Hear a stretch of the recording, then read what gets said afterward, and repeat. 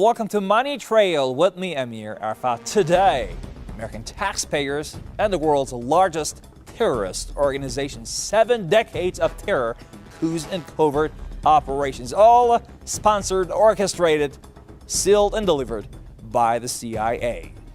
Until the American public know how much the CIA receives in money every year, and know how many people they have, and what they're doing all over the world, the CIA will continue to bumble along in some sort of romantic role that they've ascribed unto themselves, and the American people attribute to the CIA, because we know nothing about it.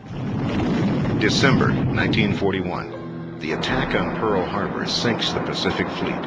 Military intelligence is in shambles. The dawn attack becomes the crucible on which the modern spy culture is born. Well, the CIA is really a creature of Pearl Harbor. Now, Harry Truman was around during Pearl Harbor. He was vice president, of course. And he knew that there were little pieces and bits of information around in the Army Air Corps and the code breakers and the embassy in Tokyo and the FBI in Washington, which was watching the Japanese embassy here, and the Navy in Pearl Harbor. If there were one inbox, and in those days, of course, we used to have boxes made of wood. If there were one inbox into which all this information was put, it would have been a no-brainer. It was a simpler time when the nation's enemies were cleared. Washington and Hollywood swept into action, inventing the popular culture that has surrounded espionage for half a century. We had hoped that our wartime ally, the Soviet Union, would join in the efforts of the whole community of nations to build a peaceful world. Instead, the rulers of the Soviet Union have sought to extend the boundaries of their totalitarian control. The battlefields of the new Cold War seemed uniquely suited to the skills of spies and secret agents. President Truman pledged that the United States would never be caught by surprise again. The Central Intelligence Agency.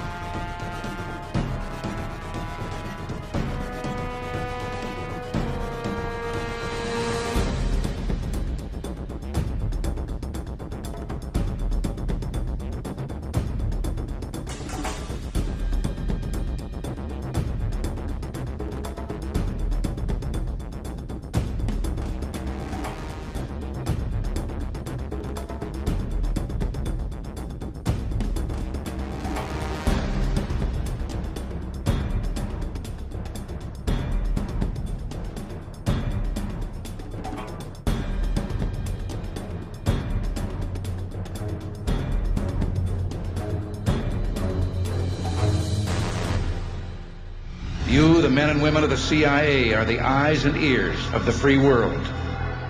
You are the tripwire. CIA is a state-sponsored terrorist association. You don't look at people as human beings. They're nothing but pieces on the chessboard. Secrecy in this work is essential. Achievements and triumphs can seldom be advertised. Shortcomings and failures often are advertised. No one really knows all the things that CIA does. They pretty much have carte blanche, and they have an enormous amount of money. I think that there was a substantial shadow government trying to run foreign affairs for the United States. In any other country, it would have been called a coup. And they seem to have gotten away with it. The problem, if you will, was that almost immediately the CIA, established by veterans of the World War II Office of Strategic Services, going beyond the precise language of the legislation, began to devote most of its resources to the conduct of so-called covert operations, which are military, paramilitary, economic, political activities designed to affect events in other countries in which the participation of the United States can be concealed, or, as the language of the Act tells us, if revealed, can plausibly be denied. So plausible deniability has been a big part of it. Right at the birth of the CIA, they were put into this legislation by one sentence. And that sentence says, "The Director of Central Intelligence shall perform such other functions and duties related to intelligence that the President shall from time to time direct." Period. End quote. Men of the 101st Airborne Division land in Cam Bay. Intelligence on Vietnam was doctored to support the ongoing war there, and I could see that the situation in doctoring intelligence was universal. Now these reinforcements head for where the action is supposed to be. For according to current policy, the emphasis is to be on direct combat rather than on advisory duty. Wherever the agency had a covert action role or a policy role to implement, its intelligence was distorted, shaped, created to support that policy. It was, in many, many cases, it was nothing but fiction. My expertise, as you know, is CIA, Marine Corps, 3 CIA secret wars. I had a position in the National Security Council in 1975 as the chief of the Angola task force running the secret war in Angola. It was the 3rd CIA secret war I was part of. The National Security law creating the National Security Council and the CIA, as you know, was passed in 1947. The CIA was given this charter to perform such other duties and functions as might be necessary to the national security interests, and given a vague authority to protect its sources and method. And I think it was in the mid-'80s that I coined this phrase, the Third World War, because in my research I realized that we were not attacking the Soviet Union and the CIA's activities, we were attacking people in the Third World. And I'm going to just quickly, in the interest of time, just give you a little sense of what that means, this Third World War. Basically, it's the third, I believe, in terms of loss of life and human destruction, the third bloodiest war in all of history. They undertake to run operations in every corner of the globe.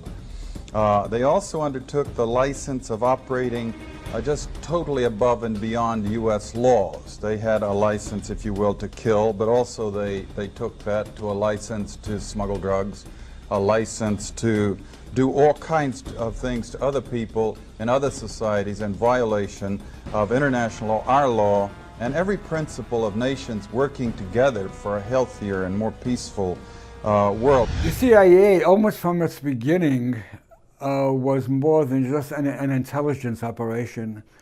It took on its own foreign policy. It even had its own airplanes in the 50s, but it was formed in 1947. By the 1950s, it had its own air force, sort of, and it had its own foreign policy, and it was active in dozens of countries. There was the overthrow of Prime Minister Mossadegh in Iran in 1953. There was the overthrow of Arbenz in Guatemala in 1954. There was the overthrow of the Brazilian government in 1964. There was the overthrow of the Ghana government in 1966. A lot of the governments I've just mentioned got into trouble with the international oil companies because they tried to assert their national prerogatives over their own resources. Time after time, the CIA has come in on behalf of those multinational companies.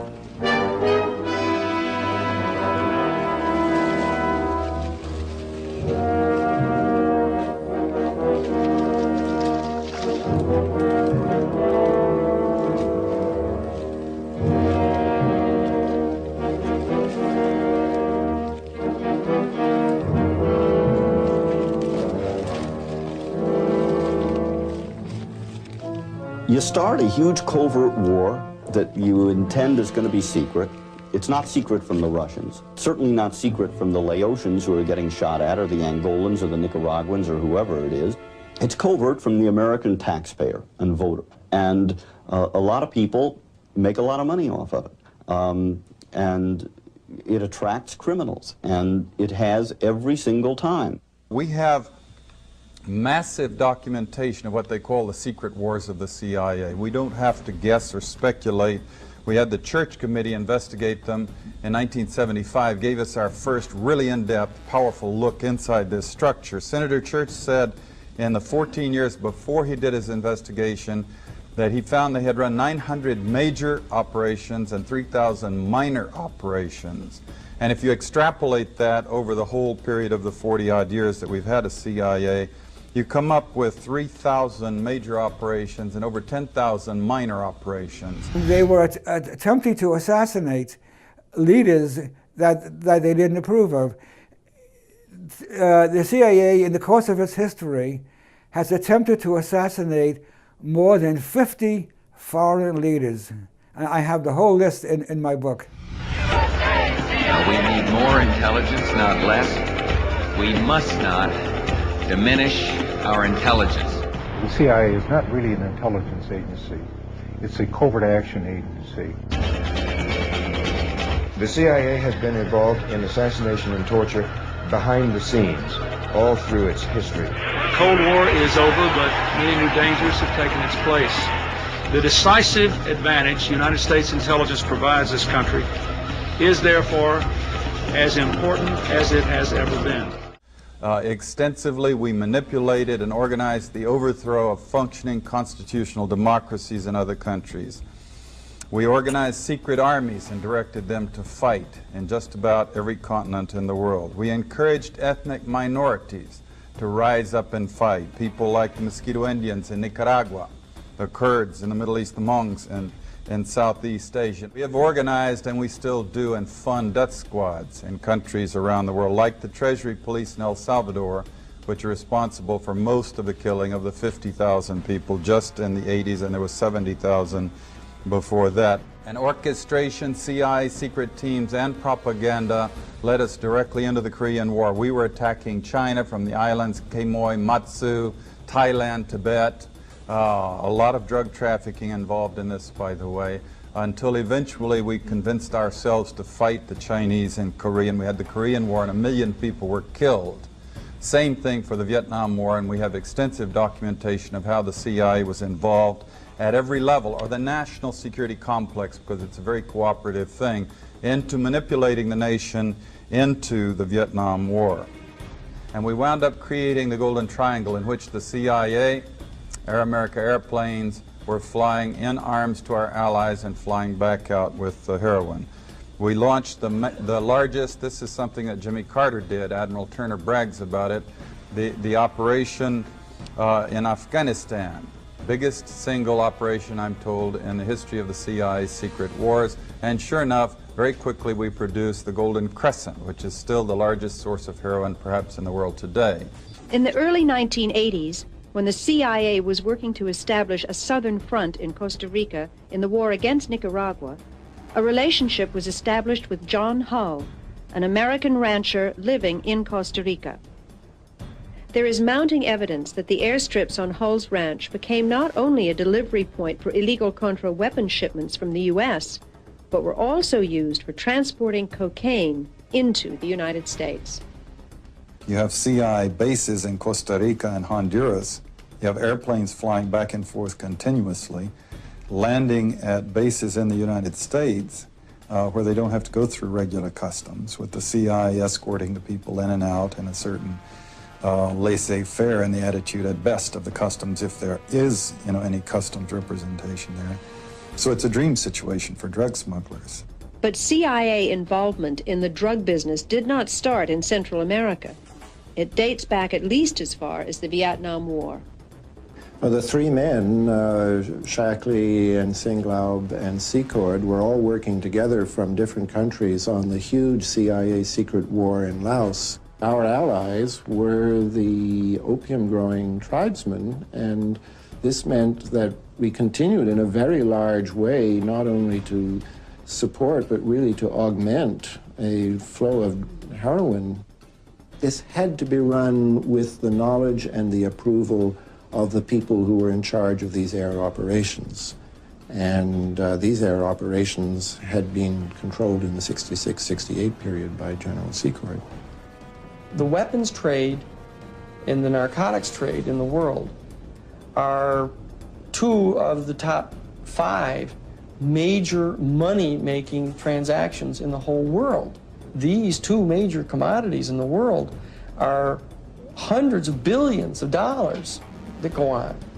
So the amount of money that we're talking about here is absolutely gargantuan.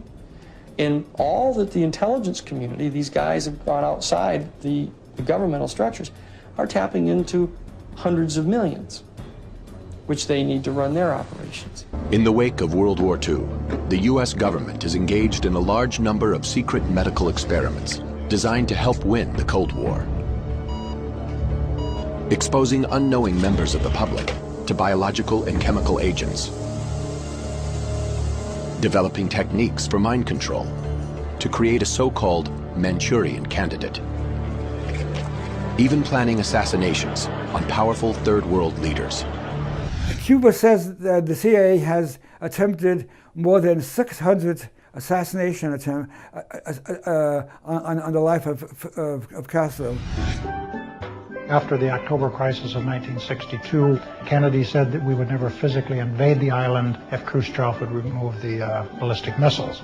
So therefore the United States was frozen into a policy of trying to bring Castro down from within, which meant disrupting the average lifestyle of the Cuban citizen, doing whatever we could to sabotage the economy, to discredit the revolution. One way of doing that, of course, was to try to control the amount of food coming into Havana for distribution to the public. And if we could do that by puncturing tires on a truck loaded with tomatoes for the market, or if we could cause a truckload of whatever, onions or fresh fruit or meat to become putrid or be stolen or contaminated on the way into town, we would do that. And I remember one particular instance, a brand new secondary school that had opened up in the countryside was going to receive its week's supply of fresh milk. And we bribed the driver of the truck. We knew where he stopped to have breakfast on his route. We wanted him to take a few extra minutes so we could put cement powder into the milk. We declared war on school children. In the years that follow, the Cold War escalates at an alarming rate, with the superpowers competing for military and scientific supremacy. Espionage is the name of the game. The CIA embarks upon a multi-million-dollar, highly classified research program into the covert use of biological and chemical materials, an innocuous term for a frightening array of unorthodox weapons. Bacteria to infect the enemy, poisons for assassinations, truth drugs for interrogations. Torture in CIA. Many now see it as one word. Ever since 2004, when heart-wrenching images emerged from Abu Ghraib prison in Iraq, came to light many other gulags run by the CIA, from Guantanamo to Bagram in Afghanistan, not to mention tens and tens of other brigs on the decks of ships around the world. Story of rendition, waterboarding, insects, dogs, sleep deprivation, so on and so forth. It has been official for years. The United States does torture. The U.S. Use of torture has been very extensive. It's not just in recent years in Iraq, for example. It's been going on since the 1950s. In Latin America, the U.S. was teaching the military and intelligence services of South American countries how to torture. They would give them lessons, they would give them the equipment, they would be present when they were torturing people to see how their students were doing. It was going on for many, many years.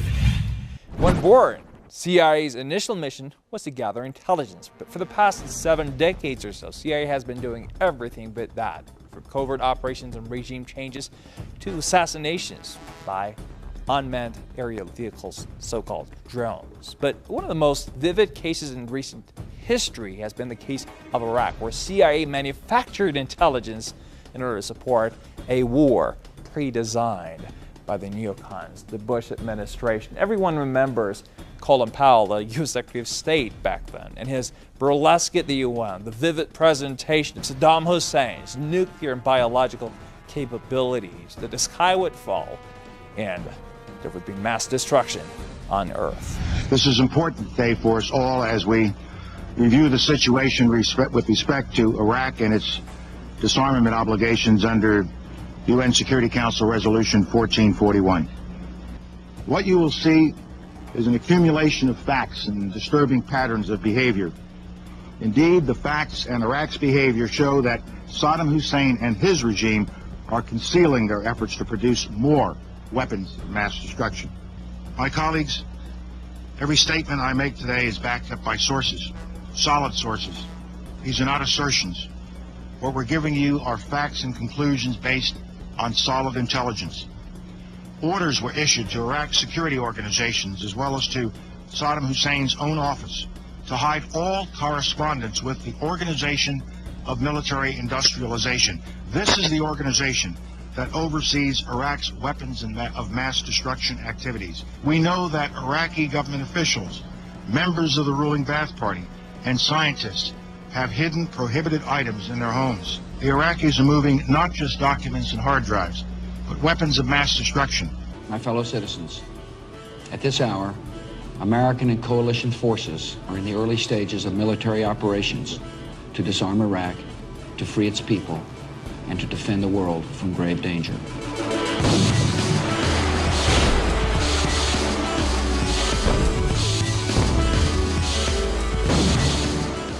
The president stood before the world and presented an intelligence report from the CIA that proved Saddam had weapons of mass destruction and that he was intent on using them. The CIA knew that Saddam had disarmed, but that they chose to ignore the facts. Weapons of mass destruction was a fantasy. We had accounted for the production equipment, we had accounted for the spare parts, we had accounted for the missiles. And yet when I briefed the CIA, they rejected it. They said that our work was flawed because it relied upon statements made by Iraqi officials that couldn't be trusted. Don't let anybody tell you that the intelligence prior to Iraq was a mistake. I've had senior officials of the CIA tell me that it was a mistake. They know full well it was fraud. It was outright fraudulent, okay? And so that's what happened then. Now, the situation changed a little bit when it was seen to have been such a terrible fraud, or as the Bush administration would make it out to be, mistake, and that it started a war with no apparent purpose, got a lot of people killed, and people focus on the 4,500 U.S. troops. Well, that's really bad. But how about up to 1 million Iraqis dead today because of the war? From covert operations to kill lists and overt assassinations. Another day, another drone attack somewhere in the world. Some 6 countries right now are subject to U.S. drone attacks. The operations are run by the CIA, approved by the President of the United States, namely President Barack Obama. Our drones have fired missiles into funerals, wedding parties, and all kinds of other social events in the past 5 or 6 years. It's just an amazing phenomenon, and not one person in America has been charged or ever will be charged with any kind of crime. Bottom line, there is no check on what the operations part of the agency does or is doing. They do whatever the president directs. If the president says, fly all these drones over Pakistan and alienate 175 million people, that's how many people live in Pakistan, all right? Go ahead, do it, yeah. Well, thank you for watching. Always follow the money trail with me, Amir Arfa.